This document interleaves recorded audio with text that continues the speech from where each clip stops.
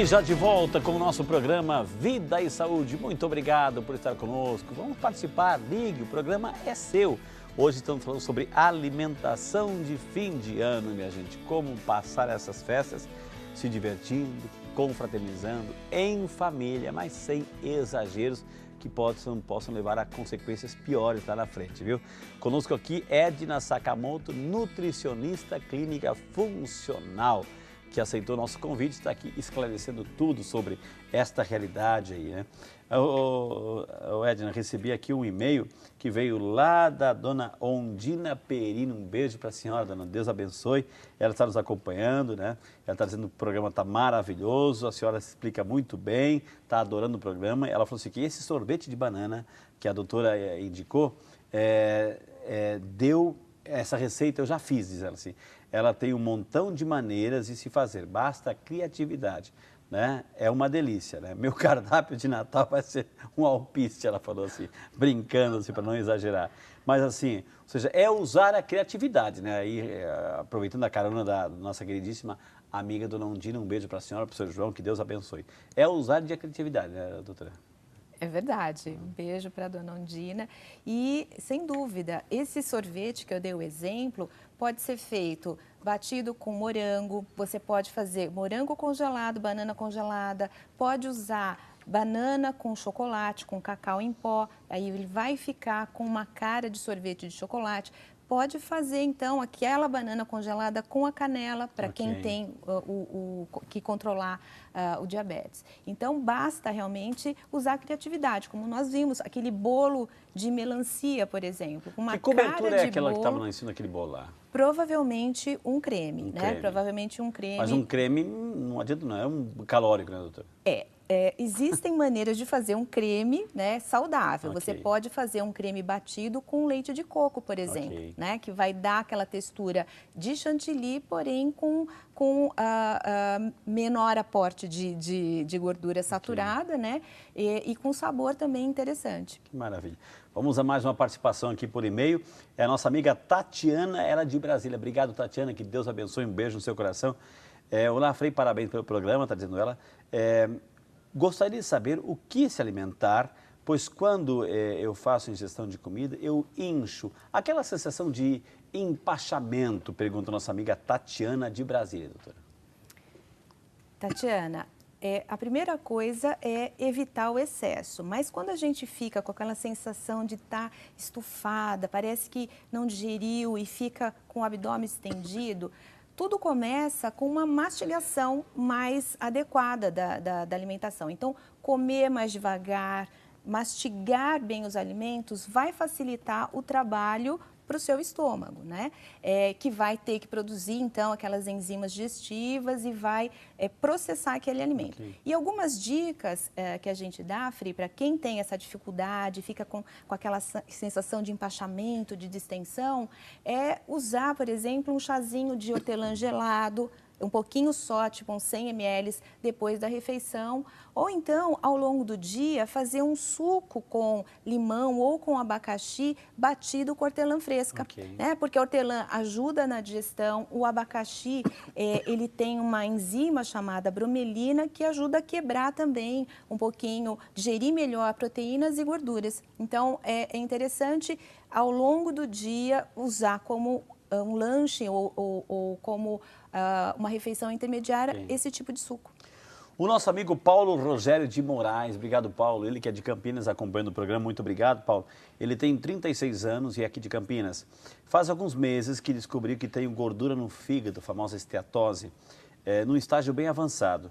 O médico até me disse que por conta disso posso desenvolver cirrose, é verdade. Estou me cuidando, mas gosto muito de massas, né? E isso será uma dificuldade nessas festas, diz ele. Devo me privar de tudo? Um forte abraço e parabéns pelo programa, dizendo o nosso amigo Paulo Rogério, doutora. Paulo, minha dica, para você não se privar de tudo, porque afinal de contas é um momento onde você vai estar celebrando, vai estar comemorando junto com a família. Então, a ideia é escolher um tipo de carboidrato, por exemplo, que você tenha muita vontade de consumir na ceia. Então, evitar comer a massa junto com a farofa, junto com a batata assada, junto com outras fontes, junto com pãozinho, enfim, né? Porque o excesso de carboidrato realmente pode alterar, sim, né, esse quadro. E, principalmente, procurar, sempre que possível, usar esses carboidratos na forma integral, né? Isso já ajudaria bastante. E, além disso, cuidar da ingestão de álcool e de gorduras, porque também sobrecarrega uma função do fígado. Doutora, vamos lá para São Bento do Sul. Quem representa é a nossa queridíssima amiga Sandra Fernandes. Obrigado, Sandra. Deus abençoe. O seu marido também é médico. Que Deus abençoe o seu Jaime aí. Está parabenizando pelo programa. Gostei muito das sugestões, diz ela assim. Este ano vou procurar fazer uma ceia bem light. Fugir daquelas receitas habituais de ceias de Natal que não tem nada a ver com o nosso clima, diz ela assim. A ideia de fazer uma ceia com frutos do mar e bastante saladas e frutas é muito boa. Muito obrigado por todas as dicas, Deus abençoe. Frei, estamos muito felizes esperando pela Missa Saúde aqui em São Bento, domingo agora. Claro, domingo é agora, na paróquia, acho que é Puríssimo Coração de Jesus, né? Às 2h da tarde, lá em São Bento do Sul, estaremos lá rezando a Missa da Saúde. Deus abençoe, Sandra. Deus abençoe você e sua comunidade também. É a Sandra Regina que está desejando assim, um ótimo programa para todos nós. Ou seja, ela colocou aqui outro elemento, frutos do mar, doutora. Assim, faz bem também? Frutos do mar, bastante salada e frutos, é uma boa? É uma boa. Normalmente, os peixes, os frutos do mar, como camarão, lula, moluscos de uma forma geral, tem uma digestibilidade muito mais fácil, né? Então, você digere mais rapidamente, não tem aquela dificuldade, por exemplo, que a gente encontra ao digerir carnes vermelhas gordurosas. O único cuidado nessa época do ano é com a qualidade, né? Justamente pela característica, calor, exatamente, por conta da perecibilidade. Então, se o produto estiver fresquinho, é uma excelente alternativa para fugir daquelas carnes que são mais pesadas e que são mais difíceis de digerir. Agora, no caso dela, né, ela vai fazer assim uma ceia com frutos do mar. Ela teria que avisar a família, olha, a ceia aqui em casa esse ano vai ser diferente, vai ser com frutos do mar, enfim. Avisar as pessoas, porque de repente nem todo mundo gosta ou está habituado, né, ou pode, enfim, né? Então ela teria que fazer um prato alternativo e também avisar os familiares, os amigos que vão participar da ceia. É interessante, porque a maioria das pessoas tem aquela expectativa da ceia de Natal tradicional, onde você vai ter um peru ou um pernil, né, carne de porco, enfim. Então, para evitar decepções, frustrações, né? Cadê o pernil, cadê o peru? O peru é uma alternativa, então você faz um prato tradicional, no caso um frango ou um peru, né, que são carnes magras que poderiam estar sendo consumidas, assadas, e faz então o restante da ceia baseado em frutos do mar. Então, realmente, um peixe, um salmão, né, um camarão, que tem realmente uma cara de festa, né? Tem um apelo, assim, do ponto de vista do paladar muito agradável, mas também mantendo uma opção para aquelas pessoas que gostam do tradicional. Agora, a gente sabe assim, que ceia de Natal, de final do ano, enfim, é um momento de confraternização da família. Muitas pessoas costumam ir numa celebração religiosa, enfim, e depois fazer a ceia.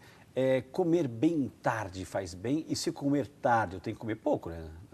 Sem dúvida. Normalmente, a ceia, ela acontece muito tarde. E tem muita gente, Frei, que chega dizendo assim para mim, olha, eu sei que a ceia vai ser na casa da avó Nilda e a ceia é servida lá pelas 9, 10 horas da noite.